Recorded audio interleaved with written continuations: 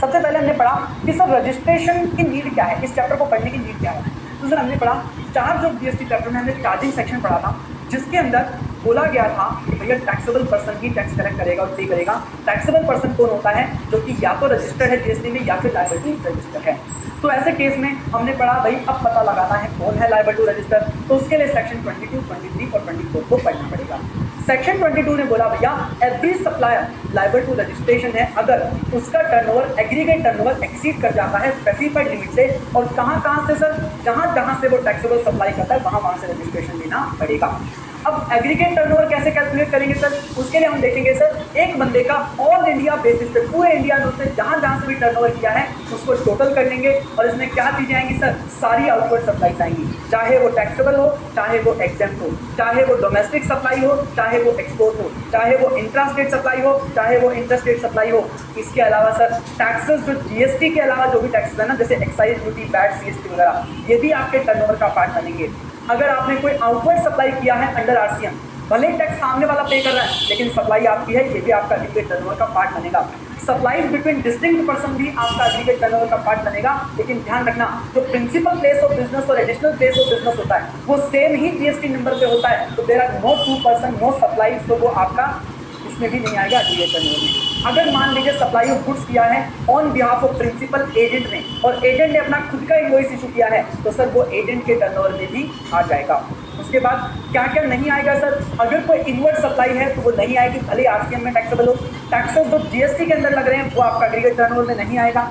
उसके अलावा अगर किसी का दूसरा पैन है, भले सेम ओनर हो लेकिन पैन दूसरा है, तो ऐसे केस में सर वो भी टर्नओवर इसमें इंक्लूड नहीं किया जाएगा।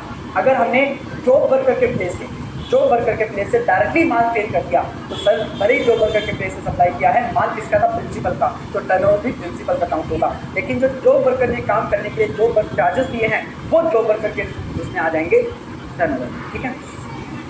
उसके बाद कंपेयर करेंगे स्पेसिफाइड लिमिट से। स्पेसिफाइड लिमिट क्या दी गई है सर, यहाँ दिया गया है मणिपुर, मिजोरम, नागालैंड और त्रिपुरा, मेंटेन से याद कर सकते हो, टर्नओवर लिमिट है 10 लाख रुपीज़। अगर सिक्किम, तेलंगाना, उत्तराखंड, मेघालय, पुडुचेरी और अरुणाचल प्रदेश अगर आप करते हो सप्लाई स्टम्प पर, तो लिमिट हो जाएगी 20 लाख। और उसके अलावा अगर किसी स्टेट से करते हो, आपने सिर्फ और सिर्फ गुड्स सप्लाई किए हैं, तो 40 लाख, वरना 20 लाख की लिमिट रह जाएगी। पर्सन को कंसीडर किया जाए कि वो सिर्फ गुड्स की सप्लाई कर रहा है, इवन उसे इंटरेस्ट मिला, तो सिर्फ इंटरेस्ट रिसीव करने की वजह से आपको 40 लाख के बेनिफिट से वंचित नहीं किया जाएगा। 40 लाख की लिमिट कई जगह पर एप्लीकेबल नहीं है, अगर आपका कंपल्सरी रजिस्ट्रेशन है या फिर आप नोटिफाइड गुड्स की सप्लाई करते हो। कौन से notified, ice cream, other एडिबलाइज, paan masala, तंबाकू product, fly ash, bricks, aggregate, blocks, earthing, roofing tiles, building bricks, fossil fuel bricks और फिनिल एक्सरसाइज। अगर ऐसे गुड्स की सप्लाई करते हो तो सर आपको 10 लाख 20 लाख रुपीज़ का ही लिमिट मिलेगा। अब देखो अगर आप मल्टीपल स्टेट से अगर आप बिजनेस कर रहे हो तो कौन सी लिमिट लगेगी, तो उसमें जहाँ से आप टैक्सेबल सप्लाईज कर रहे हो उन स्टेट्स की जो मिनिमम लिमिट है वो आपके ऊपर अप्लाई हो जाएगी। रजिस्ट्रेशन सिर्फ उन्हीं स्टेट से लेना है जहाँ से आप टैक्सेबल सप्लाईज कर रहे हो। उसके अलावा कंपल्सरी रजिस्ट्रेशन की बात करें तो इसमें कुछ पॉइंट्स 12 पॉइंट्स बताए गए जिनको कंपल्सरीली रजिस्टर करवाना पड़ता है। अगर कोई व्यक्ति ने inter state taxable supply of goods किया है या कैजुअल टैक्सेबल पर्सन ने कोई टैक्सेबल सप्लाई करी है, लेकिन अगर inter state supply of handicraft goods किया गया और उनके पास बिल जनरेट किया है, पैन नंबर है, तो उनके ऊपर जो रजिस्ट्रेशन की लिमिट है 10 लाख 20 लाख वो उनको मिल जाएगा। अगर आपने टैक्स पे करना है आरसीएम के अंदर ऐसी कोई इनवर्ट सप्लाई रिसीव करी है, तो ऐसे केस में आपको कंपल्सरी रजिस्ट्रेशन करवाना पड़ेगा।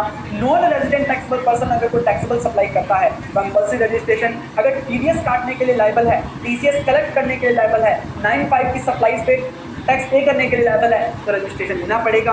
अगर आप सप्लाई करते हो taxable supply on behalf of another taxable person, तो भैया रजिस्ट्रेशन लेना पड़ेगा।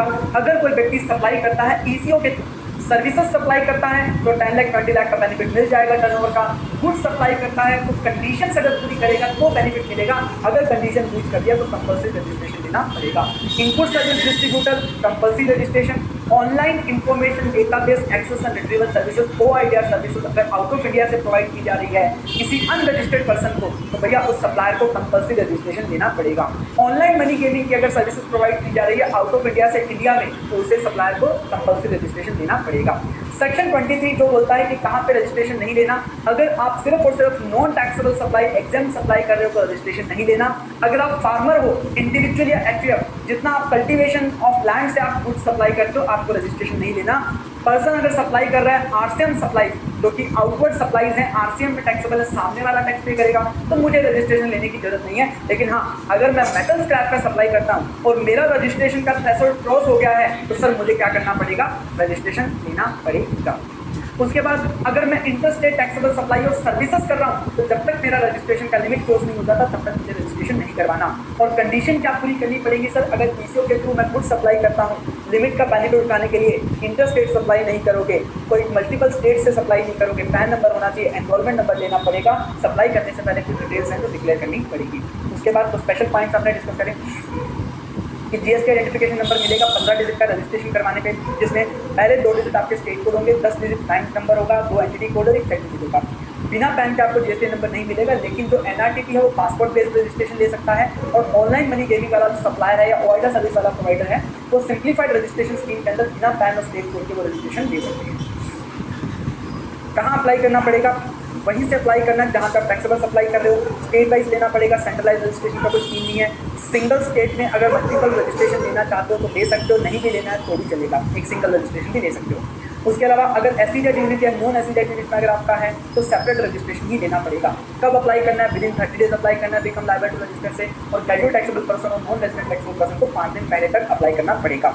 इफेक्टिव डेट ऑफ रजिस्ट्रेशन क्या होगा, अगर आप लायबल टू रजिस्टर हुए और 30 दिन के अंदर आपने अप्लाई कर दिया तो जिस दिन आप लायबल टू रजिस्टर हुए तो वहीं से आप इफेक्टिव रजिस्ट्रेशन माने जाओगे। बाकी सब केसेस में अगर आपने 30 दिन में अप्लाई नहीं किया है, वॉलंटरी रजिस्ट्रेशन है, तो जिस दिन आपको रजिस्ट्रेशन सर्टिफिकेट ग्रांट होगा उस दिन आप रजिस्टर्ड माने जाओगे।